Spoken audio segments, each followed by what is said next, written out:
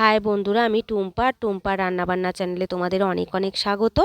আজকে আমি বানাবো মিষ্টি কুমড়োর একটি দুর্দান্ত রেসিপি, যেটা রুটি, লুচি, পরোটার সাথে কিন্তু দারুণ যায়।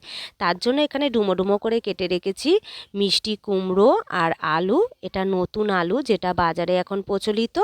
নিয়েছি চীনা বাদাম, নিয়েছি মটরশুঁটি, ধনেপাতা কুচি আর গুঁড়ো মশলার মধ্যে নিয়েছি ধনে গুঁড়ো, জিরে গুঁড়ো, নুন আর হলুদ। এখানে আমি ফোড়নের মাধ্যমেই এই রেসিপিটা বানাবো, কোনো বাটার ঝামেলা করব না। তো প্রথমেই আমি প্যানের মধ্যে নিয়ে নিচ্ছি 1 চামচের মতন রিফাইন্ড তেল। এরপরে আমি বাদামগুলোকে একটু লাল লাল করে ভেজে নেব। ভেজে একটা বাটির মধ্যে তুলে রেখে দেব। ওই প্যানের মধ্যেই নিয়ে নেব 2 চামচ পরিমাণ রিফাইন্ড তেল। তারপরে নিয়ে নিচ্ছি গোটা একটা তেজপাতা, নিয়ে নিচ্ছি গোটা 2টো শুকনো লঙ্কা, আর নিচ্ছি গোটা জিরে আর কুচনো পেঁয়াজ। এটাকে লাল লাল করে ভেজে নেব। ভেজে নিয়ে দিয়ে দেবো ডুমো ডুমো করে কেটে রাখা নতুন আলুটা দিয়ে একটু ভালো করে ভেজে নেব। লাল লাল করে ভাজা হয়ে গেলে দিয়ে দেবো ওর মধ্যে মটরশুঁটিটা দিয়েও কিন্তু একটু লাল লাল করে ভেজে নিতে হবে ভালো করে একত্রে।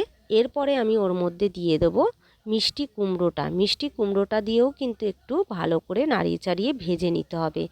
আমি একটু ভালো করে নাড়িয়ে চাড়িয়ে ভেজে নিচ্ছি।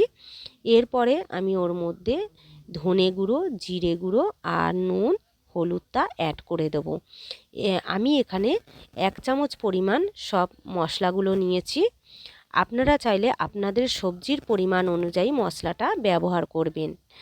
এরপরে আমি ওর মধ্যে দিয়ে দেবো সেই ভেজে রাখা বাদামটা। হ্যাঁ, তার আগে একটু ভালো করে কষিয়ে নেব। বাদামটা আমি অ্যাড করে দিলাম।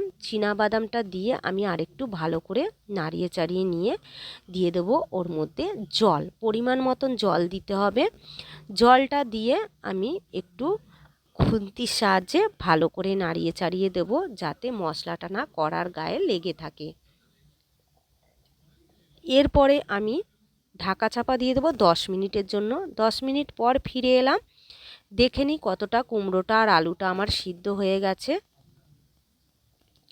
তো চলো একটা চামচের সাহায্যে আমি দেখে নিচ্ছি কতটা কুমড়োটা আর আলুটা সিদ্ধ হয়ে গেছে। আলুটা প্রায় সিদ্ধ হয়ে গেছে, কুমড়োটা আরেকটু হতে বাকি আছে। তো আমি একটু নাড়িয়ে চাড়িয়ে দিলাম, দিয়ে আমি আবার 5 মিনিটের জন্য ঢাকা চাপা দিয়ে দেবো। 5 মিনিট পরে ঢাকা চাপা খুলে ফিরে এলাম, মানে ঢাকাটা চাপা ছিল সেটা খুলে দিলাম।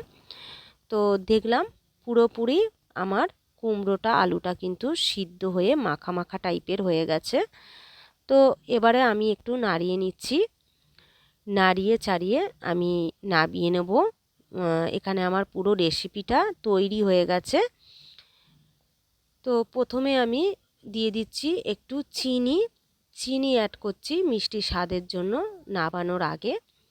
এরপরে দিয়ে দিচ্ছি ধনেপাতা কুচিটা দিয়ে একটু ভালো করে নাড়িয়ে চাড়িয়ে নিতে হবে। তো চলো এবারে নামানো যাক। নামিয়ে নিচ্ছি। তো এটা খেতে কিন্তু দারুণ হয়। খুব সামান্য কিছু উপকরণে এটা তৈরি হয়, কোনো বাটা মশলা এখানে আমি অ্যাড করিনি।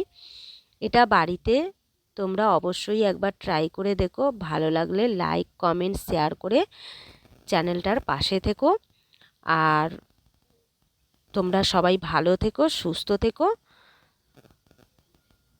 ফিরে আসছি আলাদা একটা রেসিপির সাথে। ততক্ষণ টাটা।